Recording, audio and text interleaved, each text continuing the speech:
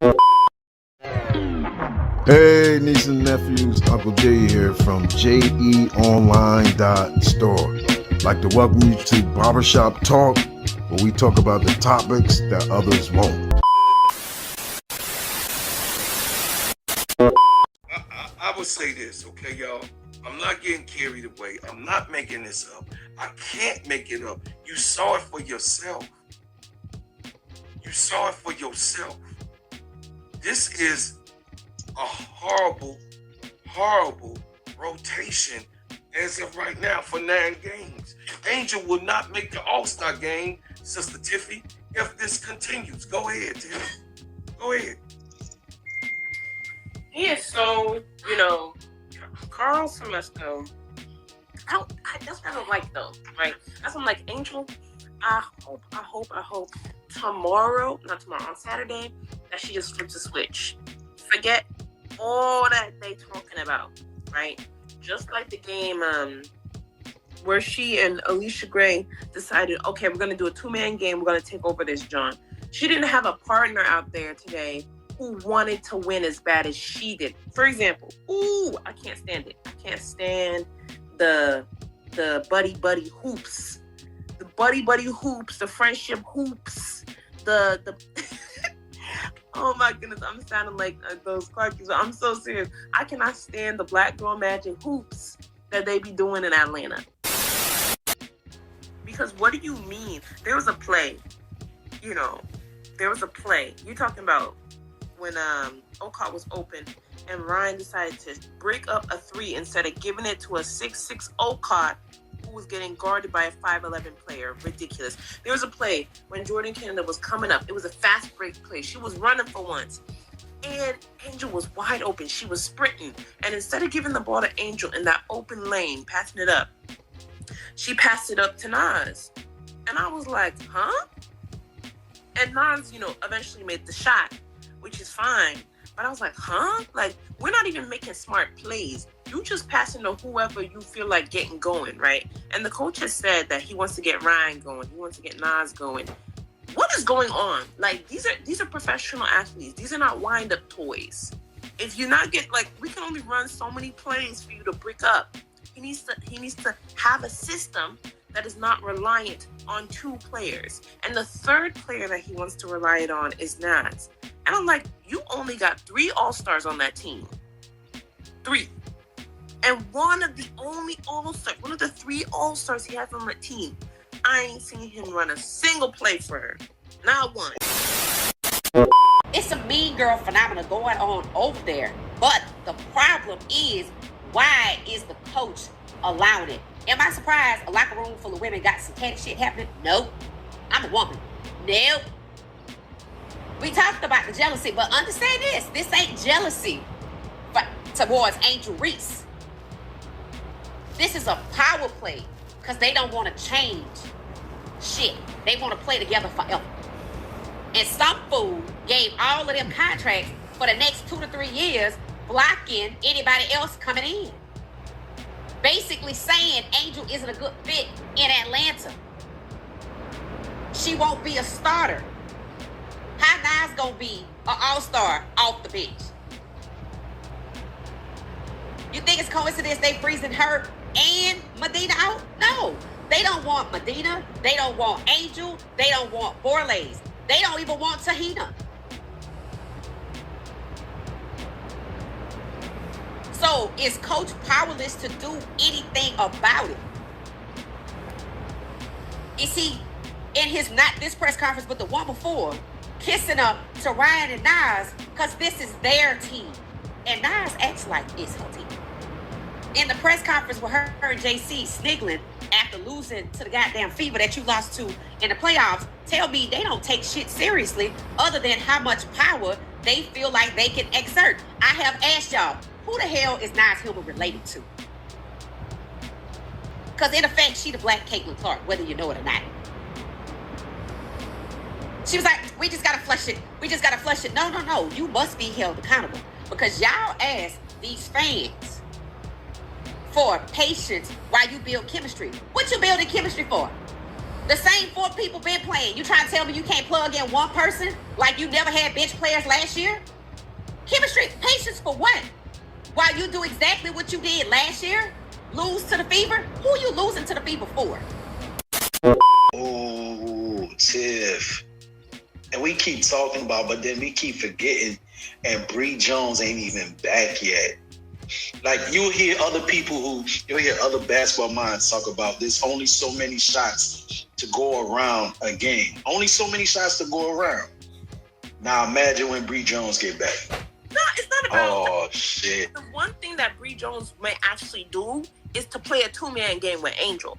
I was watching this game, and I was like, in Chicago, her and Camilla, they would run that 2-man. And when Camilla was out, she tied. Go ahead. Her and, what's her name? Elizabeth Williams. No, she don't get no respect from me like that. Elizabeth. I'm going to give her the full name. Her and Elizabeth would run. She taught that 2-man game to her and Elizabeth, and they ran that joint. And tonight we saw a glimpse of the 2-man game with Okada and Angel. Then Carl Semesco decided, well, Okada's been doing good for 4 minutes. Let's give her a break. Are you dumb? Yeah. Are you stupid? Okay? Like, there's a game that has to be won, and you're picking up Nas from the end of the brother. He's thinking, my favorite player Nas is not on the court. Let's get her going. No, sir. No. There is not a single person on that court who could handle. He's bought in to Nas. You just go ahead and you got to take it and suffer. We all got to suffer. And it's not every game, but that's why I'm saying, like, my problem with Carl is that he doesn't understand matchups. Before a single coin was flipped, before a single hand was shook, before a single shoelace was tied, a reasonable individual, myself, right, and I'm sure other people too, said, if you put a double big lineup with Okada and Angel, one or both of them is going to eat, because AB can't guard both of them. No. And we saw that in the game, the 7 minutes that he let them play together, it was phenomenal. But because he wants to play buddy hoops, MIP, players that make me look good hoops. That sounds familiar, right? Like the games where Tyler be putting in Rachel Banner. But I'm not saying Nas is Rachel Banner, right? I'm just saying, not every game is her game. But can I answer Woody Mac's question? Oh, yeah. Like when Bree Jones comes back, Nas goes back to her natural coming off the bench position, 6-man, right? Angel goes to her natural position as a forward. So everything should equal out. So right now, I believe, this is just my opinion, and everybody can take it the way they want. I believe Nas is in competition with Angel because Nas and Angel really play similar. They do all the dirty work, they get the rebounds, they bring the energy, they bring toughness. But now Nas is feeling like I'm the last man out now. Because Angel is an all-star. She's a 2-time all-star. Mm-hmm. She's on the Olympic selection team, all that. You know what I mean? She's getting all the accolades and everything. And Nas thinks she's just as good or better than Angel.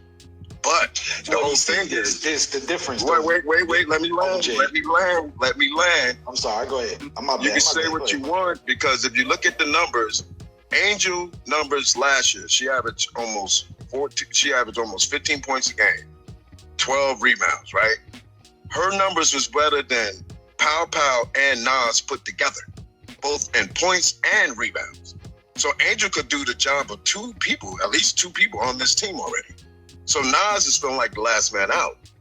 So if Bree comes back, that's less time for Nas on the floor.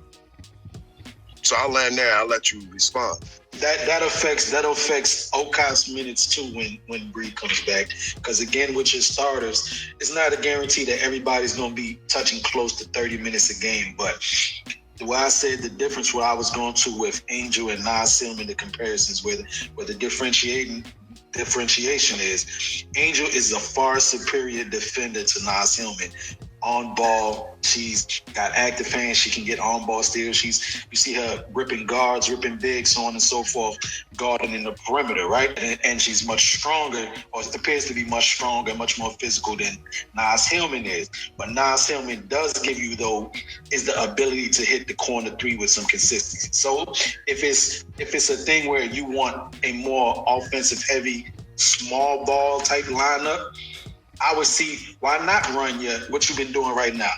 Nas, Angel, and so on and so forth. That's a small ball lineup. You can be more switchable, switch everything if it need be against certain teams. You know what I mean? But then when Bree Jones is here in the picture, that eats into Okat's minutes. Can you see a lineup where Okat and Bree Jones is gonna be on the floor at the same time? Maybe, but more than likely not. You know what I mean? Wody, but it eats eating into Okat's time. But who's to say that you need Okat on the floor, right? There's always going to be minutes for Angel, and if he really wants to get real versatile with the use of Angel, shit, hell, put Nas on the floor, Angel on the floor, and Bree Jones on the floor. Slide Angel down to the 3 because she can guard on the perimeter. She can guard the Janelle Salones of the world. She can guard, you know what I mean, those 5'11" to 6'3" type of players, the Natasha House, so on and so forth.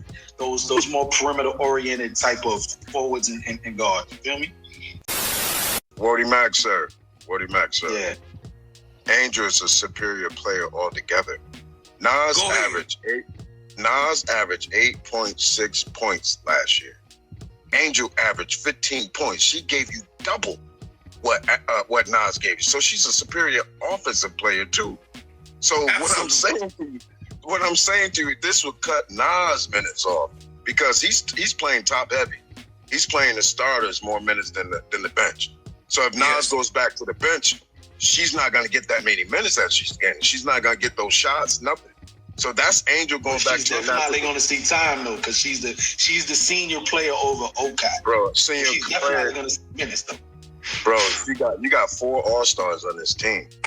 She's a role player. She's a 6th man. She's not that.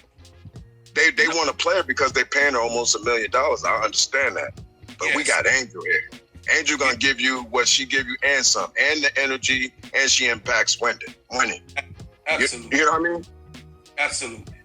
And Angel is Giannis. Angel is Lamar Odom. That's who Angel is. I'm a Draymond Green. Absolutely.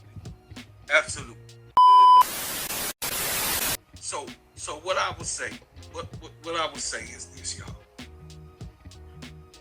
I know a lot of people feel like we getting carried away, but it's game 9. It's game 9 now. We almost, me and you talk about Uncle J.E. for over years now. You know a makeup of a team from 10 to 15, right? And if they're gonna change the scheme or not.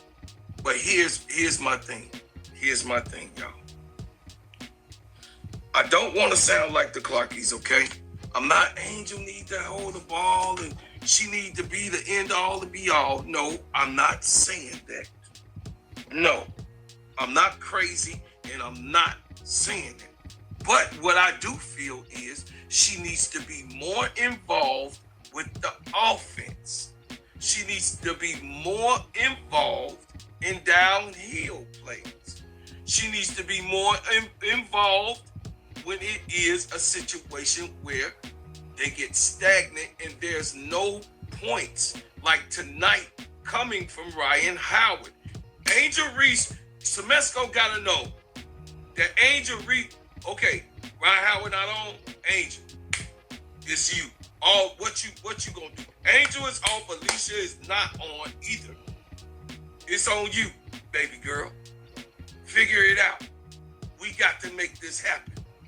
And Angel gonna do what she gonna do. So no, Bodie, I don't agree. You only hear the cause confusion when it comes to that type of shit.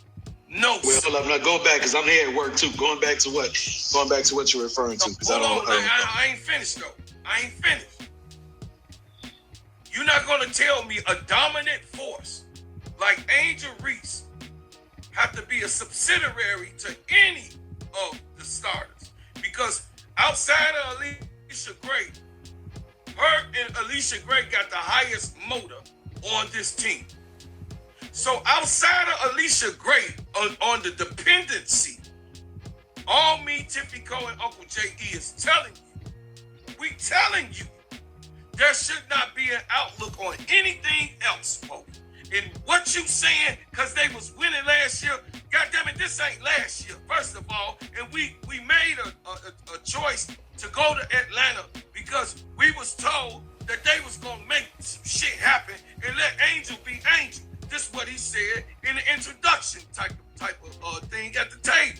He wasn't going to stop Angel from being Angel, and he also was going to work out schemes for Angel to do the things that she need to do. But she never have done the schemes that he's never drawn out, nor have we seen any type of play outside of Angel grabbing the goddamn rebound off the motherfucking board, bringing it down a couple times, and then sitting there waiting for the ball to be thrown for her while they chucking goddamn threes. Make it make sense. Make it make sense. Like this video, comment, share, and I'll see you on the next Barbershop Talk. Let's go.